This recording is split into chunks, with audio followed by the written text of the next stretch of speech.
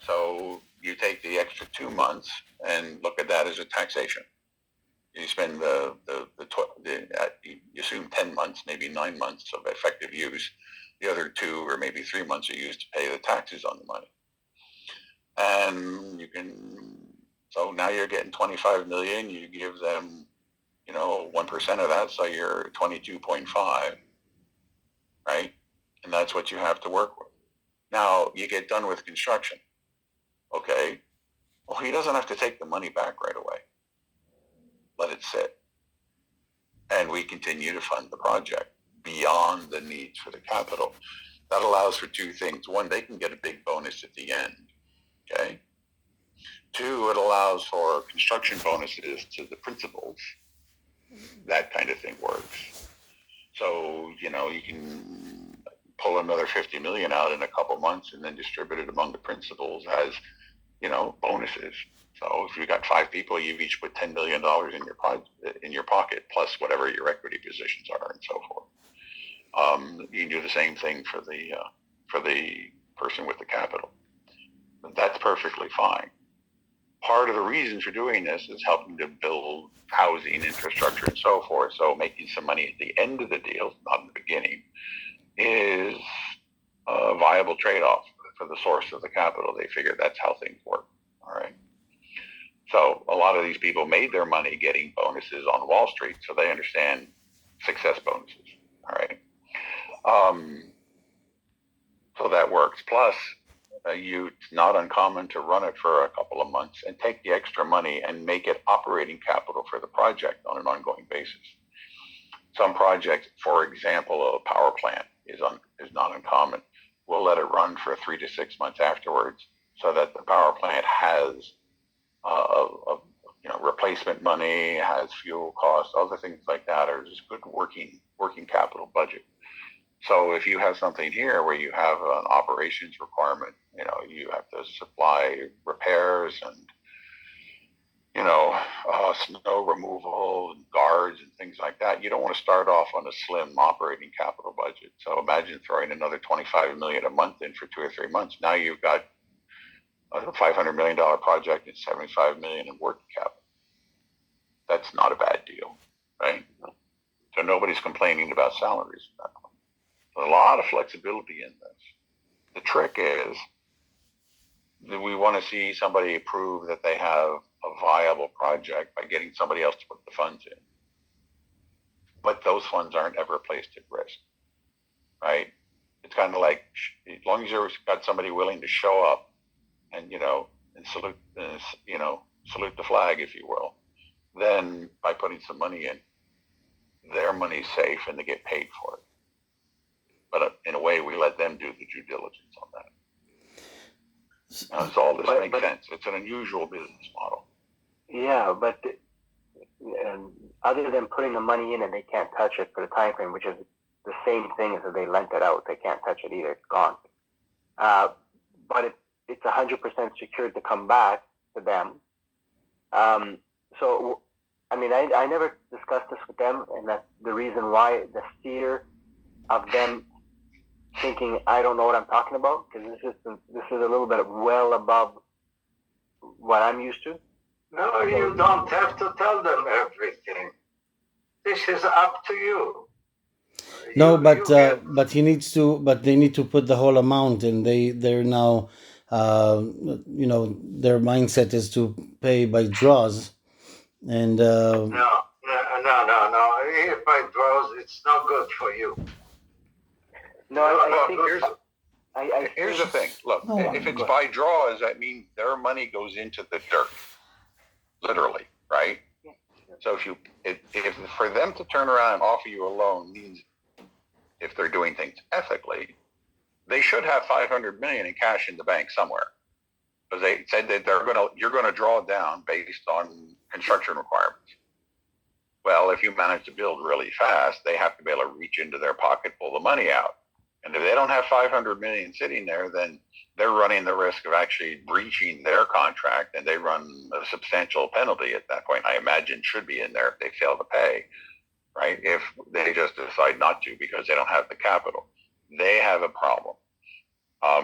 So if they have 500 million in an account, or in the very least, they should have, the first year's worth at least, if not the first year and a half. So you would expect them to have at least 250 million set aside for this project because they know they have to fund this. They may be counting on additional revenues to come up with the other money, but they can't count on that entirely. So if they have a smart CFO, there's at least a year's buffer in there for their obligations. That means they can take that money that's already sitting in their bank account, put it in a different bank account, and instead of letting it sit in their pockets over there, they can start earning interest. Because you're not paying interest until after 3 years, right? And I don't even know if you have a moratorium on that or something, or whether the interest accumulates. It does. So they're not getting, It capitalizes. I don't pay them interest. I mean, interest accumulates, but they don't get any payments from me for until after the building stabilized. There you go. So they have a delay in terms of getting principal and interest back. They run a substantial risk because real estate and putting construction, still there's a risk no matter what. There could be some economic major downturn. There could be another, zombie apocalypse plague come by or something. And right now, considering how the global economy is being managed, it's not in the greatest confidence level, put it that way.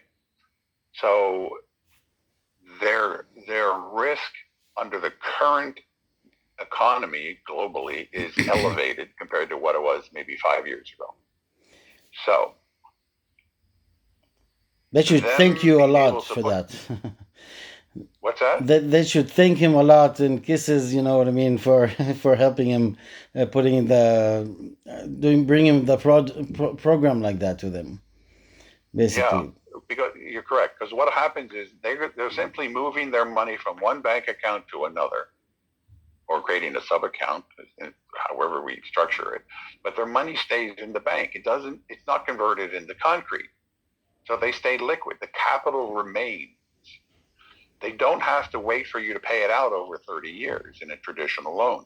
They don't have the risk that some weird earthquake comes along and knocks the whole thing down, right? So all the risks associated with construction disappear. Plus, they start getting paid from the beginning, the first quarter. So they manage to invest in a real estate project without having to actually spend any money, and they get paid for it. So their capital, the capital risk for their principal is zero. Because if we don't have the cash flow, they just take their money and go home. That's it, written in the contract. If we don't start paying for the project, they simply say, we're done. All right? Albion gets kicked to the curb. Simple as that. And if they don't get paid on a quarterly basis, they take their money, go home too. That kind of thing. Now, that's some risk on your side that we don't deliver, but from their standpoint. So, sometimes these guys will ask for equity and things like that. Well, if there's no principal risk, well, then why is there any equity? And they can start off at 7% or 8% from the very first day, in effect. And they're not having to capitalize. And end of 3 years, they've received, essentially, it's like a certificate of deposit for 3 years. Same risk level as it is the same risk level as a CD. They take the money, drop it into a bank account. What's the chances of losing the money?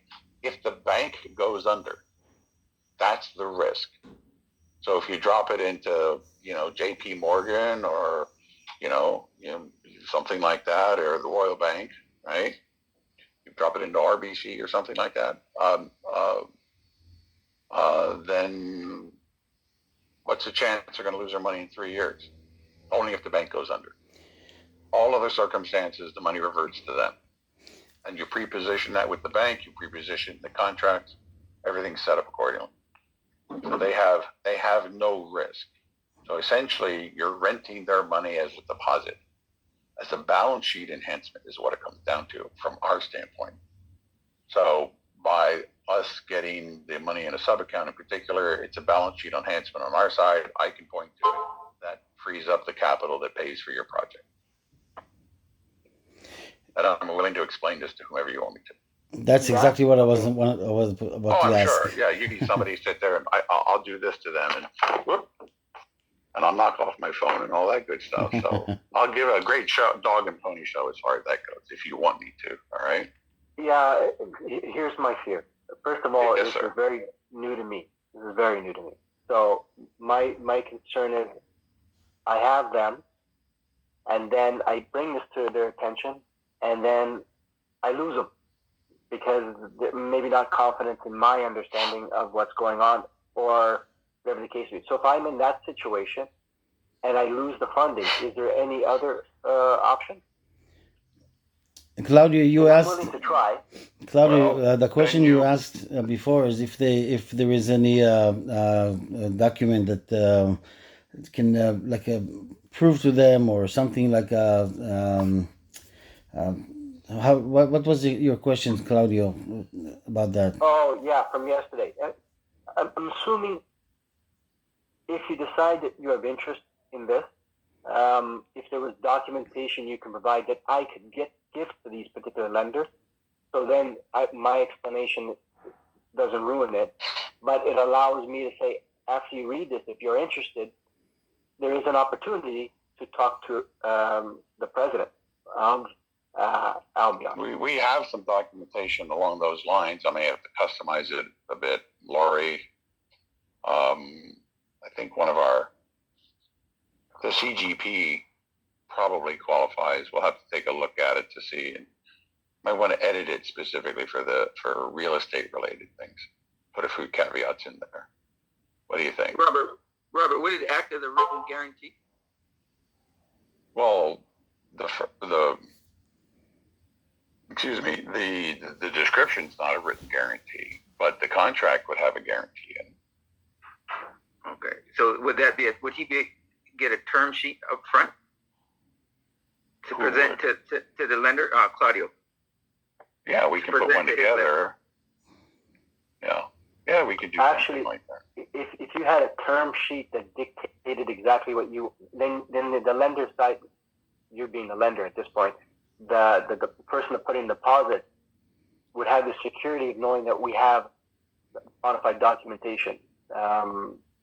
That might move a lot faster because the money, just so you understand it, when Joel told me about the program and you and Musha, I went to them and I asked them, the money that you have, is it cash or investor funds or is it borrowed money?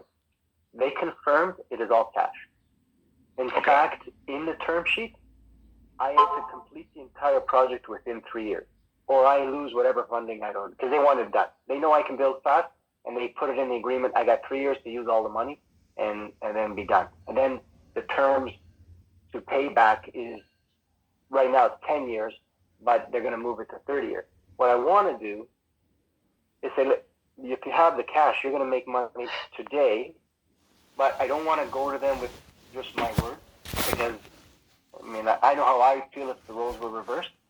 I wouldn't easily believe what I'm saying. So the only way I would be comfortable is if you had documentation, like, for example, if you had a term sheet that basically says this is the condition, you provide this money, this is what's going to happen. And then they're totally secure. Obviously, they're going to want to talk to you and get the lawyers. But I think a term sheet or a contract or whatever you think is best would go a long way, and then I could send it to them on Monday. Because I know today was the day I was supposed to sign the term sheet that they gave me. I have a choice to make. I sign it, then I can't deal with you anymore. Or I abandon it, and then on Monday, I give them your paperwork or whatever you think is available, and I would bring them back under new terms, which will be a whole lot better than the terms that they gave me. That's kind of the situation I'm in.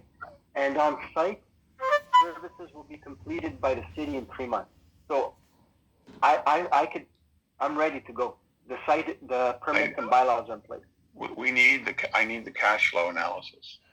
Well, I can give you whatever you want. Sure. You just tell me what you need. I just need to know. Imagine what is the levelized amount every month that you need in order to accumulate and then deplete the project account so that it doesn't go negative, right? Yeah. Joel, I give you the annual cash flow. That's what Robert is asking. If you can provide. That's the whole package, actually. The month, can you break it up by month? I have monthly. I can give you monthly, sure. Yeah, monthly. Okay. So, but That's a that much has, bigger sheet. that's all right, yeah. But here's my suggestion, if you don't mind, we can generate a term sheet. But if you can look at your cash flow on a monthly basis, You know, and it's kind of a what if analysis in Excel, right? Yeah. You know, you match it up with, say, you're depositing 10 million a month, and then you deposit 20 million a month, you know, and does the deposits of 20 million a month accumulating, then being deducted from your cash flow, does that always remain at least a minor positive amount? You know, so that you end up with, you know, say if 20 million a month, it accumulates to the point you've got 100 million at the end of the first 6 months, and then it starts to deplete a little bit because you're doing some long lead entities, putting deposits down and so forth. So it'll fluctuate up and down. As long as it doesn't go negative, that's the minimum amount necessary. And you take that, multiply by 10, and that's the amount that we have to ask them for. Okay? And we'll round up a little from there. It might only be 250 million, which might make them willing to consider this. But we can always ask for more. You know, they're willing to put 500. They're normally looking at the fact that they're going to tranche it out over 3 years. So coming in with a single deposit that's below the 500 is probably makes it much more palatable from their end. With respect to cash, they have lots of it. They're funding, like in Canada, for example.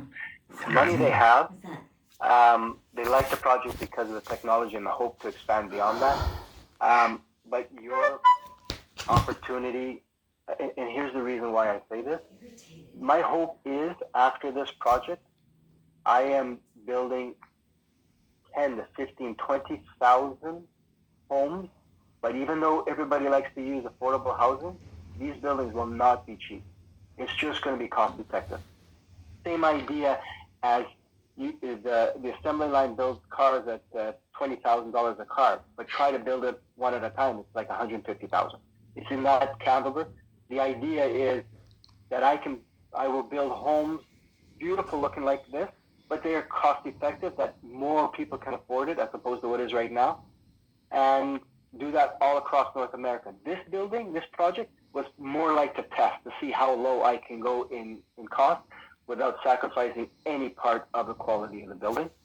And then, of course, over time, I would be able to do better. But that's the idea, using the Fortive system.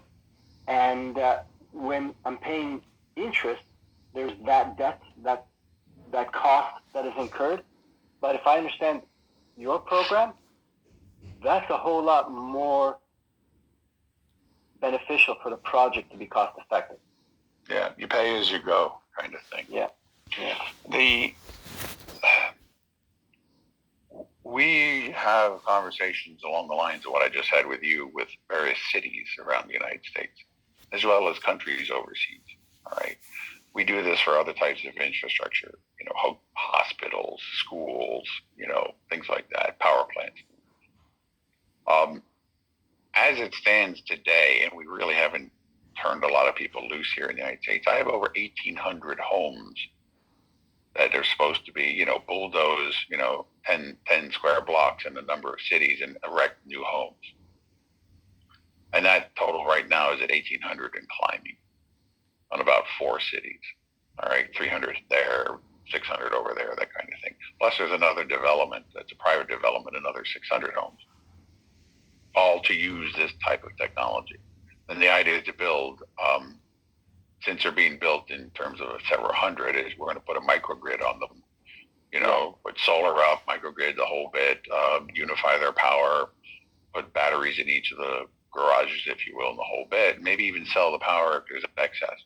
So there's a reason for an HOA at that point, not to have little old biddies running around telling people what to do with their cats and dogs. You know, so there is room and a need for someone who has a very effective, rapid construction method that provides exactly what's needed, that is longer lived than traditional, fairly inexpensive housing construction. All right. I see a lot of people talking about micro homes and all this stuff. You give somebody 300 square feet and so forth as the new way to go. No, I bump my head on those things. We'll put it that way. Most people will. They'll get a little stir crazy inside something that, unless they're used to living in a cardboard box in the street, for most people, that just only lasts for 6 months and then they're out the door. So I'm looking for traditional housing. So if you're able to provide the appropriate technology and construction capabilities, there's a lot of homes that could be built. Well, if there's a way you could support me with this project, this will be the one that will show everybody what I can do. That's why my focus has been this site. It has everything in it. Like, it's run its own environment if I finish it. By the time, I might not put all the technology here, but it will be unique. People use the word smart cities and smart communities. I think it's going to be better than that. But it's going to be something that can be duplicated everywhere. Canada alone needs 250,000 homes. I have no intention to build cheap homes. It's just going to be so cost effective that the other groups, the other developers, are going to either fit the cheap category or the luxury category. But I'm going to fit high-end development, but at a normal cost that most people can afford. That's the idea. But that's going to take massive construction to do and speed of construction. And I know it's going to take a lot of effort and time to do it. But it's been 30 years I've been doing what I've been doing on the projects that we had. It just needs to be scaled up. And when Joel told me about you, and I did understand the costs involved, that might be the opportunity to be able to do that type of scale. Number one, my fear still is dealing with the group that was going to lend me the money. I just need to know if you're interested, and what paperwork you can give that I can give him, so he can say, you know what, if I'm interested enough to talk to you, and then see what happens like that. Well, I can. And he's not the only one that you can get the money from. You don't get stuck with one particular company. There are many other companies that can provide and will provide the financing if you'll show them what you have in mind. So you said that you are scared that he will run away. Let him run away, because what you can get is much better than a guy like this. So don't get scared. But he has some That's why- time. It's a time It's sensitive. 6 months That's I the worked with thing. them, so they've done due diligence with me. We've moved forward. They know what I've done, so I'm already to that level. And this project is like now ready to go. So I don't want to lose the time. I think that's maybe the best way I should have said it. I don't want to lose the time. So I'm willing, if you are. Yeah, look at it this way. Tell them you found a way to eliminate all their risk and still make a good profit. That's really what it comes down to. You found somebody to act as an actual direct funder. They provide the basis for the funding, but it eliminates their risk. Simple as that. All right. They said you need 80-20, right? Well, you found somebody to give 100%. You just have to rent the deposit from them and pay for it. Simple. Yeah. No, Robert, I have a question. What the lender is going to ask? How are they going to be able to do their due diligence on Albion? Well, they can. I'll send them a CIS. They can send them my passport if they want to do that. Look at our website. However you want to do it. We're a duly organized company. Been around for 14, 15 years now. So American corporation. At some point, it might take we have to get further enough down the road, but 2-3 weeks from now, I'd be happy to show up. I don't tell them this, but I can show some kind of, give them a hint of the assets under management so they feel comfortable that we're a lot bigger than this project. There's no reason for us to steal the money. It would be a major detriment for an American company to try to steal this deposit. Plus, it's in All that it's would in do their would account. destroy our abilities. Huh? It stays in their account anyways. So But generally what you do is it would stay in their bank, assuming it's a decent bank. And the easiest way is they create a sub-account and put Albion on the sub-account. That way Albion shows up as a signatory, but as a sub-account, you can't take the money. Simple as that. So that allows me to point to it. I have no problems justifying the release of the funds for the project. So the simplest way is a sub-account, all right? And we can set it up so that if the sub-account is ever closed or anything gets done on the sub-account, it reverts back to the master account and Albion's taken off as a signatory. Simple. You just have to work it out with the bank and the lawyers. Those guys charge you $2,000 an hour in order to put common sense down on a piece of paper, you know?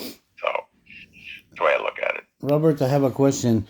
You offered to show some literature that about the contract and about the commitment that you will have if they will do that. Once they see that, would you be able to or willing to talk to the principal of that the one that has control of the funding? Sure, I don't mind. Well, it might be the documents that he'll send is enough. It might, it's yes. very possible. Yes, very Yeah. possible. But the point is, let's not push it too hard. First of all, let's do it in sequence. You'll get the paper. If they look at the paper and it's good enough, I don't want Robert to be all over the area. He has so much work. So, and in fact, we took the time to talk to him. I appreciate that. He will provide you the proper papers. Let's see if those papers are good enough. Let's not put everyone with Robert, please. No problem. Thank you, Moshe, in a way, yeah. Yep. No, the reason why I asked, and this is Earl speaking, I asked the hard questions because I deal with a group that they're a fund. So the first thing they're going to say is, oh, who are their accountants? Is it KPMG or one of the larger firms? And that's where they would most likely want to do their verification on as to who Albion is. So they'll probably tell me, I want to speak to their accountants. Well, actually, we do our own accounts at the moment. Looks like I'm going to have to get a big set of group, but we do our own. All right. We just have a lot of zeros on things. We don't have all that many odds and ends floating around. So we don't need a massive, a group like KPMG or Deloitte. So I understand that's what they're going to want to look at, but that's one of the reasons I would say when we get to the point, it might be a couple of weeks down the line, we might be able to demonstrate our financial capability to them at that point. We are extremely cautious about revealing our financial wherewithal. So turns out if you actually use an outside accounting firm, information leaks. Of course. Yeah, whether you like it or not. I've actually run into a relatively senior bank officer at HSBC London, who is trying to make a deal with me for a business account of $50 billion out of his own bank, trying to play a side deal. And that's inside the bank. And he's been there 17 years. Not wanting to get caught up in something like that, I did file a report, and he stopped being at the bank rather quickly. So we're very cautious about the information we release. Simple as that. All right. So we can work around on it. I know you want to go to our financials, you want to see audited returns, all that kind of crap. Well, do the same thing with them. How do we know that they really have the funds? How do we know that their money hasn't come from Colombia and they're laundering it? That's why they have so much money in their pocket, because some Russian oligarch decided to make the deposit 18 months ago when he saw the handwriting on the wall and said, I'm out of here. Yep. And we've run into those too. Trust me, I've seen those. A lot of people come across the table with easy money. That's the first step, and I know they'll be concerned about that as well. Well, So we'll work through that as it comes to the table. what I'll do is I won't sign the term sheet. I'll let him know. I did prep him that I had some concerns, so I won't sign the term sheet. This is worth me trying at least. So if I can get documentation that you're okay like a term sheet that I can give to them because they're going to get it. Then I'll see, like Moshe says, maybe that is enough. It's a big group. It's not a small group, and they're lending. Just so you know, they're lending for the Canadian government, for Canadian government and Alberta government together for the Hyperloop that's happening in Edmonton, Calgary. So they're big enough that I don't think that's the issue. The issue is going to be more if I'm going to present properly. That makes sense, and I think the best way is if you can. Some solid documentation that you have no problem giving to them that explains it, like a term sheet or something, and then maybe that is all they need. And then maybe it'll happen pretty quick next week because they were ready to fund. I'm thinking I'm just going to decide not to sign it today, because today was the deadline, and see how it pans out with you if you're still interested. Claudio, Right, it's a no-brainer that they're gonna say they're gonna say yes for sure. It's just up to us to show to tell them that it is what it is, and they'll jump on it. There's no doubt about it. right. Well, essentially, we're not replacing them. Is what you're doing is you're shifting the risk to us in exchange for 30% equity. And we'll come up with the funds. We need them to participate in it. They can still make money, but we'll take the risk on. Yeah. And so you found a risk mitigation associate who will be a third party in the deal, but it'll eliminate their risk and they'll still make a profit, probably, and faster than they would otherwise. There you go. So that's the way I would kind of approach it with them. Yeah. Yeah, I will. If I can get some documentation I give them, I'll definitely explain it that way. That the risk, like I wrote it down when you said you remove the risk, which is a big deal. Yeah. Especially in That's the construction. biggest thing. Yeah. So it'll take us, it's Friday. We'll put something together over the weekend. We can have it for you Monday. Is that acceptable? That's perfect. Oh, of course it is. I'll let them know that I'm not going to sign, but I would like to talk to them on restructuring the term. I won't give them any details until after I see the paperwork from you. And then, like I have another lender, but this one here is like right now. And then I will do what I can to help push this forward. Also, what do you need from me that you need to have on your side? I will send you the monthly. I will do the minimum just before it hits negative, so I know which number that is per month for the 10%, and then times it by 10, like you said. I will do that over the weekend, but I could send you the monthly like right away if you want that. Okay, yeah, fire that off. That'd be helpful in a workable spreadsheet, not as a PDF, so I can futz with it as well. Okay, Give me then I'm going to have to export. It's huge. I'm going to export it to a single, and then I will send it to you. Okay, I appreciate that. Yeah, PDFs are nice, but I get to throw some numbers in there and watch it shift. Well, that's a lot of fun. That's what engineers do. That kind of thing. So. No, I know exactly what you mean. And Moshe, one word for you. When we came here, we came committed to make this happen. That's for sure. I mean, there is every meeting from now on. That's a promise that I did after Joseph the last time. It's a commitment to bring only things that will start and finish all the way to the end. So only when there is a commitment, we're here. All right, guys. Thank you. I think we covered all the angles that we wanted at that point. And now, Robert will try to get the stuff as soon as he can.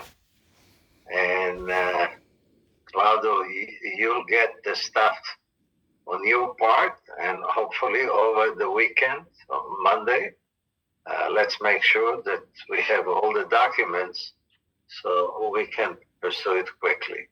For sure, you will have that monthly in an Excel spreadsheet for tomorrow morning. Okay, and send how you want the letter addressed, the proposal. To who? Yeah, to who, the company name, the whole bit. Give me a good masthead to work from so we can address it appropriately. All right? Of course, I can do that. Thanks. Thank you so much, Robert, Moshe, and everybody else for giving me this opportunity. Thanks a lot. Thank you again. Thanks. Have a wonderful weekend. real quick, guys, in the chat, I put Robert and my email both there for you for convenience. If you want to capture that. And usually it's helpful to copy me on things. That way, since Robert's traveling, I can give him a heads up and make sure it's in our system correctly. Thank you. That's great. All right. Okay, guys. Sounds good. Take care. Thanks, Bye-bye. everybody. Okay, have a good All right, weekend. thank you. Thank you, guys. Okay. All right. Take care. Bye-bye.